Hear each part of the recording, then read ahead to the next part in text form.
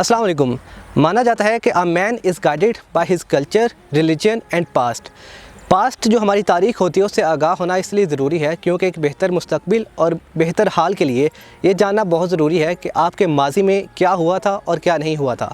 अगर हम पाकिस्तान की बात करते हैं तो पाकिस्तान की जो तारीख़ है उसका एक अहम हिस्सा उस दौर में जाके मिलता है जब हिंदू और मुसलमान बड़े सगीर में इकट्ठे रहते थे।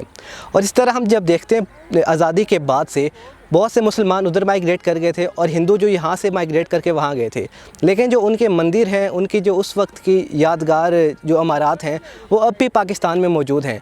तो हमें इस बात से बहुत ज़रूरी है, जो आज का पाकिस्तानी है उसको इस बात से इल्म होना चाहिए कि वो कौन सी रसूमात थी, वो कौन सा कल्चर था कि जहाँ सदियों तक मुसलमान और हिंदू इकट्ठे रहे थे। आज हम मौजूद हैं जो हमारा सूबा पंजाब का एक शहर है ज़िला उकाड़ा, उसका नवाही कस्बा सतघरा की जो तारीख़ है उसके बारे में यहाँ के आम लोगों को भी उस तरह से पता नहीं है जिस तरह से होना चाहिए था, और बाकी पाकिस्तान को तो बिल्कुल भी नहीं पता। तो आज हम यहाँ पे एक्सप्लोर करने आए हैं कि सतघरा की तारीख़ क्या है और ये तारीख़ी एतबार से कितना अहम है।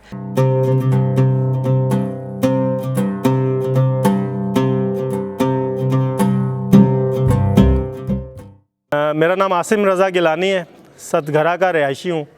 आज मैं आपको ये बताना चाह रहा हूँ कि इस सतघरा को सतघरा क्यों कहा जाता है, सतघरा को सतघरा का नाम क्यों दिया गया। इसके रिलेटेड मुख्तलिफ रिवायात हैं। कुछ लोग ये कहते हैं कि सतघरा जो है वो हिंदी ज़ुबान का लफ्ज़ है जिसका मतलब है खुशबुओं का शहर, क्योंकि आज से चंद साल नहीं काफ़ी साल पहले 300-400 साल पहले यहाँ सतघरा के इर्द गिर्द बागात हुआ करते थे और ये खुशबुओं का शहर कहलाता था।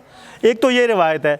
दूसरी यहाँ जो रिवायत मुकामी लोगों के से सीना बसीना चली आ रही है वो ये है कि सतघरा शहर जो है वो 7 बार गर्क हुआ और 7 बार ही इसको आबाद किया गया। इसको अगर गूगल पे सर्च करें तो आपको ये पता चलेगा कि सतघरा नाम के 3 शहर, बांग्लादेश में एक शहर, एक आपके उकाड़ा डिस्ट्रिक्ट उकाड़ा में, और एक इंडिया में पंजाब में सतघरा नाम के 3 शहर आबाद हैं।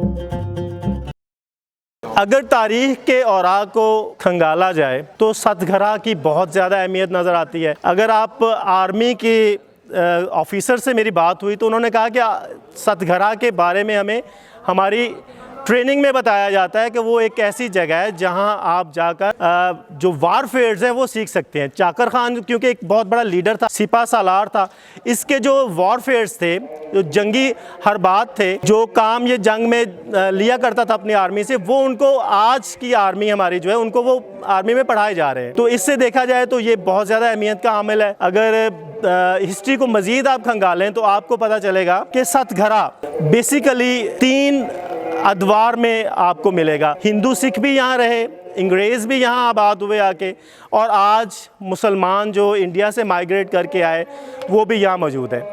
तो तारीख़ी लिहाज से सतघरा की अहमियत बहुत ज़्यादा है। अगर इसको आप दुनिया के नक्शे में देखें तो आपको 3 जगहों पे सतघरा नज़र आएगा, लेकिन ये जो सतघरा जहाँ आप खड़े हैं ये आपको नुमायाँ हैसियत इसकी नज़र आएगी।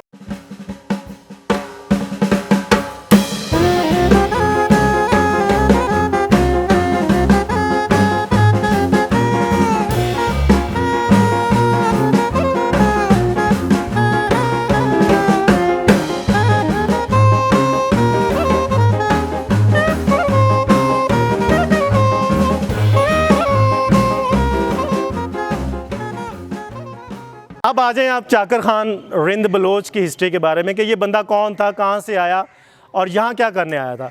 ये एक बहुत बड़ा सिपा सालार गुजरा है। बलोच कबाइल जितने कबाइल हैं, 199 के करीब कबाइल हैं, वो सारे इसको अपना लीडर तस्लीम करते हैं। लीडर क्यों तस्लीम करते हैं कि इसने अपने जो माहिराना तरीक़ाकार है जंग का, उसमें बहुत से लोगों को शिकस्त फाश दी। यहाँ से इसकी तरफ मतलब सतघरा की तरफ इसकी आमद, एक तो मैंने आपको पहले बताया कि ये तकरीबन 15वीं सदी में जब हुमायूं को शिकस्त हुई शेरशाह सूरी के हाथों, तो शेरशाह सूरी ने कब्ज़ा कर लिया बड़े सगीर पर। तब क्या हुआ कि लोग जो है वो ततर बतर हो गए, लोग एक दूसरे से मिलने से गए। ये जो बादशाह सलामत थे हुमायूं साहब, ये कहीं गोशा नशीन हो गए जाके। इन्हें किसी ने बताया कि चाकर ख़ान जो हैं वो एक लीडर है, बलोच का सिपा सालार है, आप उनसे रब्ता करें। किसी तरह से उनका रब्ता हुआ। उस वक़्त चाकर ख़ान की 40,000 के करीब अपनी फ़ौज थी। जब हुमायूं की और इसकी मुलाकात हुई तो इन्होंने कहा कि हम दोबारा से इस तख्त को हासिल करना चाहते हैं।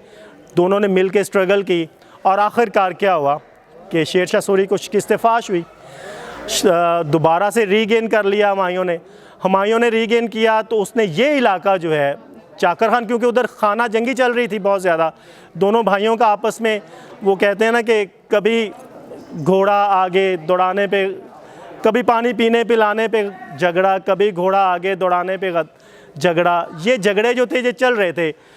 तो इनका एक भाई था चाकर ख़ान का, गौराम ख़ान लाशारी। गौराम ख़ान जो था, आपस में इनकी खाना जंगी शुरू हो गई। तकरीबन 2,500-3 हज़ार लोग, इन्होंने 30 साल खाना जंगी थी ये, जिसमें हज़ारों लोगों की मतलब शहादत हुई, मर गए लोग।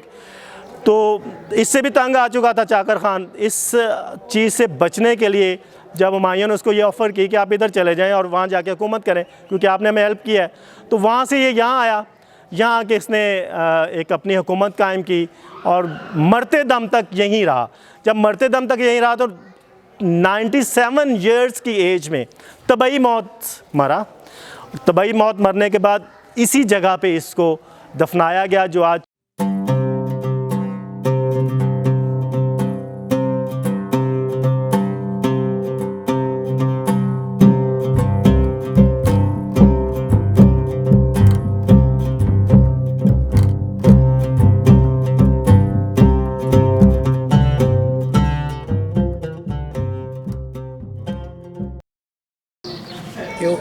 हर बंदे का एक अपना आइडियल होता है।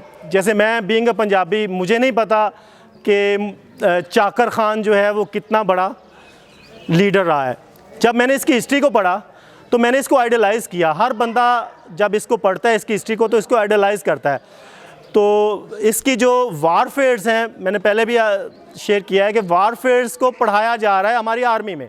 यहाँ एक कर्नल साहब आए कैंट से, उन्होंने मुझे बताया कि इनके बारे में मैंने अपनी स्टडी के दौरान पढ़ा। मुझे वारफेयर्स जब पढ़ाए गए इसके, तो मेरा उस वक्त इश्तियाक मुझे हुआ कि मैं वहाँ जाऊँ और उस चीज़ को देखूँ।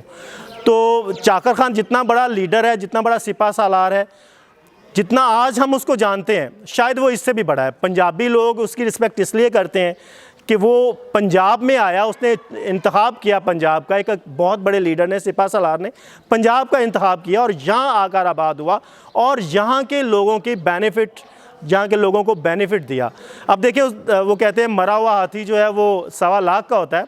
अब चाकर ख़ान जब यहाँ दफन है, तो हमारे गांव की जो पहले कंडीशन थी वो ये थी कि हम प्रॉपर गलियों में चल फिर नहीं सकते थे, नालियाँ बहुत ज़्यादा थी, गंद था। इस चाकर ख़ान की वजह से चीफ मिनिस्टर बुज़दार साहब ने हमें 12 से 13 करोड़ रुपया उन्होंने हमें गांव के लिए दिया, जो आज यहाँ लग चुका है और हमारा गांव एक शहर की शक्ल इख्तियार कर चुका है। इसलिए पंजाबी जो हैं वो चाकर ख़ान रिंद बलोच को इसलिए भी बहुत ज़्यादा पसंद करते हैं कि इसकी वजह से हमारे गांव के जो लोग हैं वो पसंद इसलिए करते हैं कि बेनिफिट मिला है हमें चाकर ख़ान के यहाँ मुदफन होने की वजह से।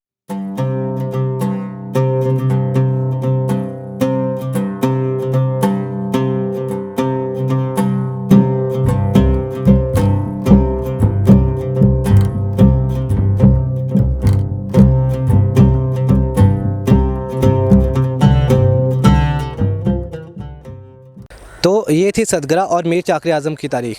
अब यहाँ से मेरा गांव कुछ किलोमीटर दूर है, लेकिन 23-24 साल में मुझे इत्तेफाक नहीं हुआ कि मैं जो यहाँ की तारीख़ है उसके बारे में पढूं या उसको जाके एक्सप्लोर करूँ। अब ये मुझे खुद अपना काम एक असाइनमेंट समझ लें, अपना एक चैनल के लिए मैं वीडियो बनाने के लिए कोशिश की थी। तो इस वजह से मुझे इंटरेस्ट हुआ कि जो यहाँ की तारीख़ी जगह हैं वहाँ पे जाऊँ और वहाँ पे जाके मैं काम करूँ। तो ये काम जो पाकिस्तानी है उसके लिए बहुत ज़रूरी है कि जो तारीख़ में वो चीज़ें जो एक अहमियत की हामिल हैं उनसे वो ताल्लुक़ अपना इस्तेवार करे, चाहे वो किसी उलमा से रिलेटेड है या तारीख़ के जो फ्रीडम फाइटर हैं उनसे रिलेटेड है। तो आज की एक हमारी पहली कोशिश थी कि एक ऐसी चीज़ को जिसके बारे में लोगों को पता नहीं है वो आपको बताएं। इसके बाद आइंदा मज़ीद जो इस इलाके में या और भी कई जगहों पर ऐसे मकामात हैं जिनका लोगों को पता नहीं है तो उस पर हम बात करेंगे। टिल दैन टेक केयर, अल्लाह हाफिज़।